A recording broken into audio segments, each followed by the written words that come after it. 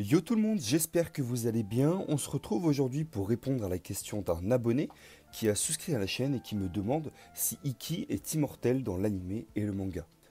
Comme d'habitude, n'hésitez pas à me rejoindre sur mes réseaux sociaux, sur Discord ou en souscrivant à la chaîne grâce aux différents liens qui sont dans la description.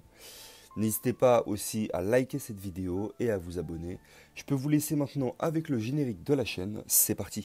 抱きしめた心のカオスも熱く燃やせ奇跡を起こせ傷ついたままじゃいないと誓い合った遥かな陣がレインとシェイヤー怪我さすファンタジーそうさ夢だけは誰も奪えない心の翼だからセイントセイヤー少年は皆 La question qui tourne autour de l'immortalité d'Ikki est assez courante au sein de la communauté Senseiya.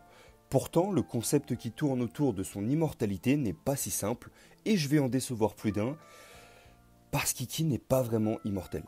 Oui, dès le début de vidéo, je peux déjà vous le dire, ça drop direct, Ikki n'est pas vraiment immortel. C'est tout simplement montré dans l'anime et dans le manga, et pour le démontrer, on va prendre un exemple dans chacune des deux œuvres, afin de confirmer nos propos.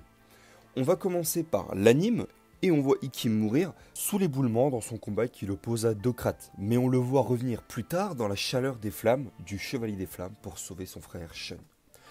Dans le manga, sa mort est encore plus flagrante puisqu'il se fait complètement désintégrer par l'explosion galactique de Saga.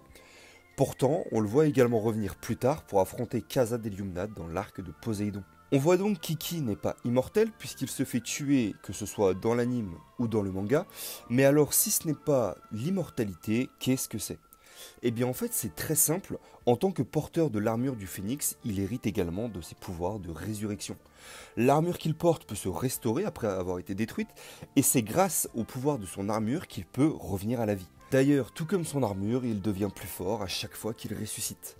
Le temps qu'il met pour revenir à la vie est dépendant de la puissance de l'attaque qu'il a détruit. Par exemple, après l'explosion galactique de Saga, il met un mois entier à revenir à la vie.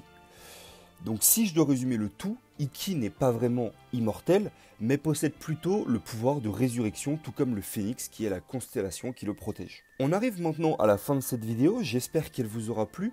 Si c'est le cas, n'hésitez pas à vous abonner, à liker et à commenter cette vidéo en me donnant votre avis. N'hésitez pas aussi à me rejoindre sur les différentes plateformes qui se trouvent dans la description avec tous les liens. Nous on se dit à la prochaine pour une toute nouvelle vidéo. Ciao tout le monde. 燃やせ奇跡を起こせ傷ついた